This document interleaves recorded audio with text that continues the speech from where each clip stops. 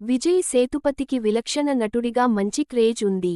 విభిన్నమైన పాత్రలతో వివిధ భాషలకి చెందిన ప్రేక్షకులను ఆకట్టుకుంటూనే సిరీస్లలో నిర్మాతగాను ఆయన ముందుకు వెళుతున్నాడు.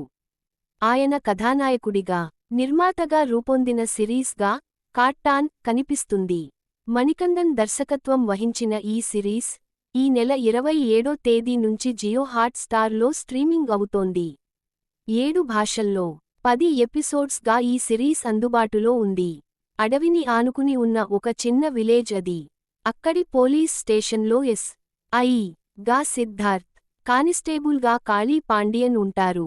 3 ఏళ్లుగా ఒక్క కేసు కూడా లేకపోవడంతో అక్కడి నుంచి పోలీస్ స్టేషన్ ఎత్తేయాలనే ఒక ఆర్డర్ పై అధికారుల నుంచి వస్తుంది. దాంతో కాళీ పాండియన్ ఆలోచనలో పడతాడు. అతనిది ఆ ఊరే కావడం, కొత్తగా పెళ్లి కావడం, మేకల మందను చూసుకోవలసి ఉండటమే అందుకు కారణం. ఎవరికైనా డబ్బులిచ్చి కేసు బుక్ చేసైనా స్టేషన్ అదే ఊళ్ళో ఉండేలా చూడాలని అనుకుంటాడు. కాళీ పాండియన్ భార్యకి, అతని తల్లికి అసలే పడదు.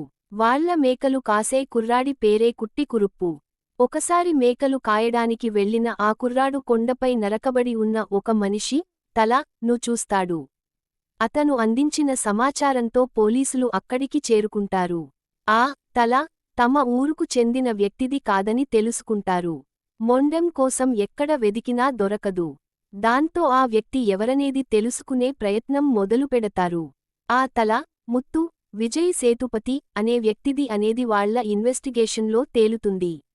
ముత్తు గురించి లోతుగా అన్వేషిస్తూ వెళ్లగా సింధు, మీనా, చిట్టి అనే యువతుల పేర్లు తెరపైకి వస్తాయి.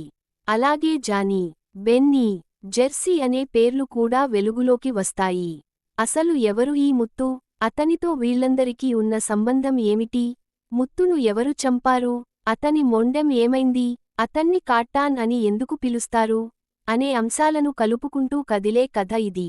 పోలీస్ స్టేషన్కి కేసులు రావడం, ఆ కేసులపై పోలీసులు విచారణ జరపడం వంటి కథలు గతంలో చాలానే వచ్చాయి. అయితే ఈ కథలో పోలీస్ స్టేషన్ తన ఉనికిని కాపాడుకోవలసి వస్తుంది. అందుకోసం ఆ పోలీస్ స్టేషన్కి ఒక కేసు కావాలి. అలాంటి కేసు కోసం పోలీసులు వెతుకుతుండగా మొండెం నుంచి వేరు చేయబడిన ఒక మనిషి తల కొండపై దొరుకుతుంది. మొండెం దొరకని ఆ తల చుట్టూ నడిచే కథ ఇది. ఒక వైపున పోలీసులు, మరోవైపున రాజకీయ నాయకులు, ఇంకొక వైపున రౌడీల వైపు నుంచి ఈ కథ కొనసాగుతూ ఉంటుంది. ఈ 3 వర్గాలతో హీరోకి గల సంబంధం ఏమిటి అనేది ఆడియన్స్లో ఉత్కంఠను రేకెత్తించే ప్రధానమైన అంశమై కనిపిస్తుంది. హీరో పాత్రకి సంబంధించిన లవ్ స్టోరీస్ను టచ్ చేస్తూ ఈ కథను నడిపించిన విధానం ఆసక్తికరంగా అనిపిస్తుంది. ఇక కాళీ పాండియన్ భార్య, తల్లి మధ్య జరిగే కోల్డ్ వార్ వినోదాన్ని పంచుతుంది. ఈ కథలో ఎవరైతే హీరోనో ఆ వ్యక్తి తల.నే తెగిపడుతుంది. మొండెం దొరకని హీరో తలతోనే కథను మొదలు పెట్టడం నిజంగానే దర్శకుడు చేసిన పెద్ద సాహసంగా చెప్పుకోవలసి ఉంటుంది. ఎందుకంటే హీరో ఆల్రెడీ చనిపోయాడనే ఆలోచన రాగానే ఆడియన్స్కి ఇక కథను ఫాలో కావాలని అనిపించదు.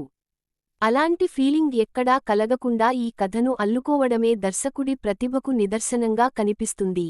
ఇక హీరోకి సంబంధించిన ఫ్లాష్ బ్యాక్ను ఓపెన్ చేసి ఏకధాటిగా అతని ఫ్లాష్ బ్యాక్ ఎపిసోడ్ చూపించినా బోర్ కొట్టేది.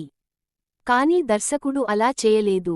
కేసు ఇన్వెస్టిగేషన్లో భాగంగా హీరోకి సంబంధించిన వారిని ఒక్కొక్కరిగా పోలీసులు కలవడం, వాళ్ల వైపు నుంచి హీరో కథను రివీల్ చేయడం కొత్తగా అనిపిస్తుంది.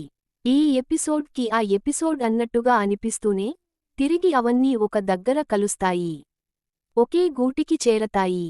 ఇటు హీరో, అటు హీరోయిన్స్, పోలీసులు, రాజకీయ నాయకులు, రౌడీలు, ఇలా ప్రధానమైన పాత్రలన్నింటినీ దర్శకుడు చాలా సహజంగా మలిచాడు. కథాకథనాలతో పాటు విలేజ్ నేపథ్యంలోని లొకేషన్స్ ఈ సిరీస్కి హైలైట్గా నిలుస్తాయి.